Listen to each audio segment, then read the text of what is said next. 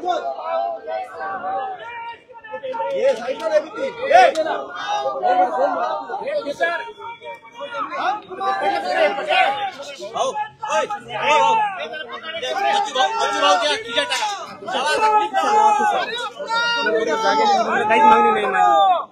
पाहिजे तुला?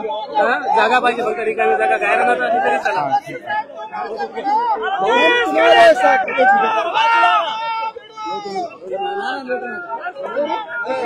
हे लोटू नका, थोडं मागे व्हा, दिसत नाही. अरे लोटू नका ना. एक मिनिट बच्चू.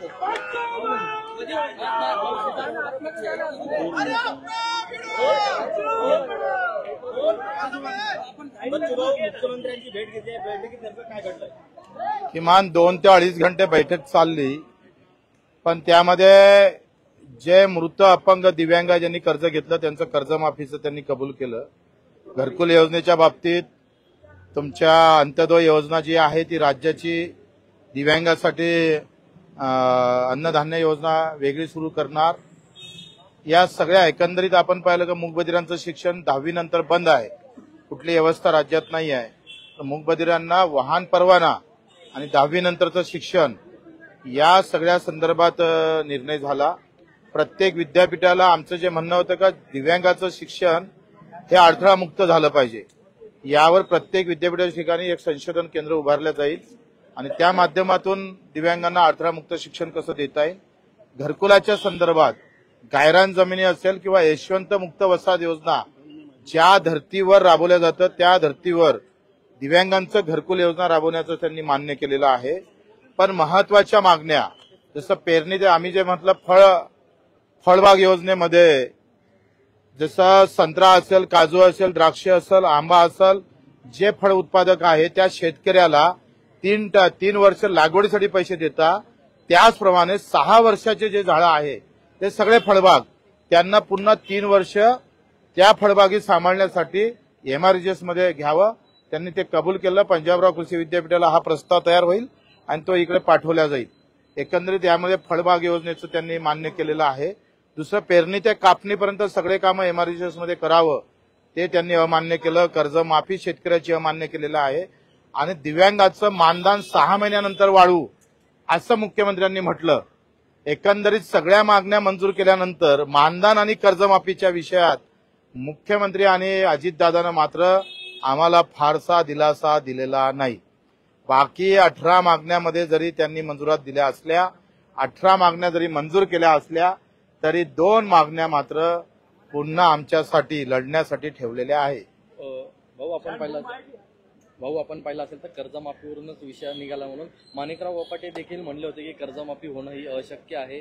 तर आपण ह्याच्याकडे दिव्यांगांच्या कर्जमाफीचं बोलताय, पण कृषी मंत्री माणिकराव कोकाटे एकंदरीत शेतकऱ्यांना दाबताना दिसत आहेत. शेतकऱ्याच्याच कर्जमाफीची आम्ही बोललो होतो आणि दिव्यांगाची कर्जमाफी, जसं दिव्यांग वित्त मंडळ आणि कोणतेही वित्त मंडळ जे जातीचे वित्त मंडळ बनलेले आहे त्यामध्ये एक चांगली सुधारणा होऊ शकते, तो सुझाव आम्ही दिलेला आहे.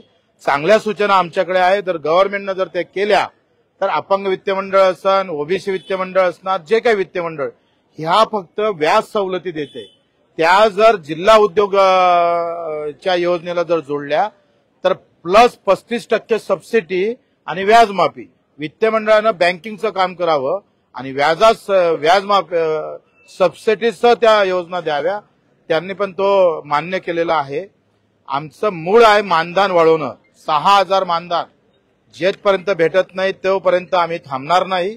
आणि कर्जमाफीशिवाय एकतर पेरणी ते कापणीपर्यंत सगळे कामं MRGS मध्ये घ्यावे, नाहीतर कर्जमाफी द्यावी.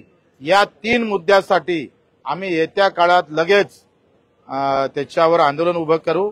मुख्यमंत्री आणि वित्तमंत्र्यांनी जे काही 18 मागण्या आमच्या मंजूर केल्या त्याबद्दल त्यांचे आभार मानतो, पण महत्वाचा विषय त्यांनी सोडलेला आहे. त्यासाठी मात्र आम्ही आंदोलनासाठी सज्ज राहणार आहोत. राज्याची आर्थिक स्थिती बरोबर नाहीये. आम्ही त्यांना सांगितलं CWM नावाची एक युरोपची कंपनी आहे, ते सरकारला 2.5 लाख कोटी 1 लाख कोटी बगर व्याजी पैसे द्यायला तयार आहे 15 वर्षासाठी. त्यांच्याकडे पैसे नाही ना, तर पैशाची व्यवस्था आम्ही देतोय करून. आम्ही त्या कंपनीचा प्रस्ताव पण सरकारला दिला. ते म्हणतं 5 वर्ष आम्ही तुम्हाला कर्जावर व्याज आकारणार नाही आणि 5 वर्षानंतरच 3% व्याज आकारू. 5 वर्षानंतर मग जर 1 लाख कोटी रुपये जर तुम्हाला भेटत असेल आणि कंपनी तुम्हाला द्यायला तयार असेल तर वित्ताचा प्रश्न मिटला. मग नोटा जास्त छापा ना. पैसे कमी असेल तर नोटा छापा. नोटा छापणं तो तुमच्याच हाती आहे. तुम्ही 8वा वेतन आयोग तुम्ही बाकीच्यासाठी नोटा छापताय, तसं यासाठी नोटा छापल्या पाहिजे. पैसे निर्माण करणं तर आमच्याच हाती आहे ना. आणि त्या कशा छापावा त्याची अक्कल आमच्याकडे आहे. ते म्हणाल तेव्हा आम्ही त्यांना देऊ. नेमकं कशा पद्धतीने म्हणतात म्हणेल तेव्हा देऊ. आता वारंवार सांगितलं जातं की आर्थिक परिस्थिती योग्य नाही. मला असं वाटतं का लाडकी बहीण समोर करून आर्थिक जे स्थिती बरोबर नाही असं म्हणण्याचं काही कारण नाही आहे. कारण देण्याची इच्छा असली तर मार्ग सापडतं, परंतु सध्या देण्याची इच्छा नाही आहे हे स्पष्ट दिसतं. आणि त्याच्यामुळं आम्ही कोणाची देण्याची इच्छा नाहीये, सगळ्यांचीच, कोणाची नाव घेऊन सांगा. देवेंद्रजी असेल, अजितदादा असेल, यांना कर्जमाफीची घोषणा केली. यांनी कर्जमाफी देणार असंही म्हटलं. इव्हन 7/12 कोरा कोरा कोरा आम्ही केल्याशिवाय राहणार नाही असं देवेंद्रजींना म्हटलं. आणि ते आता कोरा करायला जर आम्हाला नोट दाखवत असन तर मात्र आम्ही थांबणार नाही. आम्ही सुद्धा सोटा घेऊन आंदोलन केल्याशिवाय राहणार नाही हे लक्षात घ्यावं. आता दिव्यांगाचं मानधन इतर राज्यामध्ये 4,000 आहे आणि आमच्या राज्यामध्ये फक्त 1,500 आहे. 1,500 मध्ये आमचं दिव्यांगाचं मानधनामध्ये काही होत नाही. तो जगूच शकत नाही.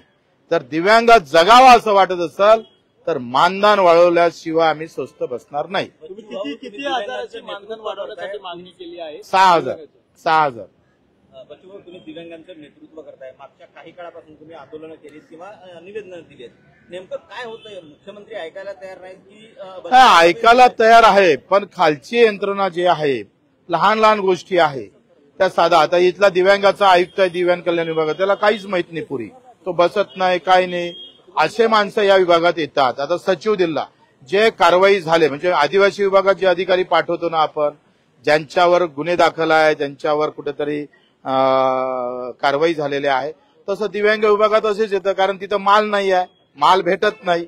आणि त्याच्यामुळे इथं येणारा अधिकारी, सचिव आणि आयुक्त हे अतिशय बिंदास असतं. खालची यंत्रणा काम करत नाही आणि त्याच्यामुळे हे मोठे प्रॉब्लेम इथे झालेले आहे. ठीक आहे. बच्चू भाऊ तुम आगे बढ़ो, तुम आगे बढ़ो, हम तुम्हारे साथ आगे बढ़ो. जी जी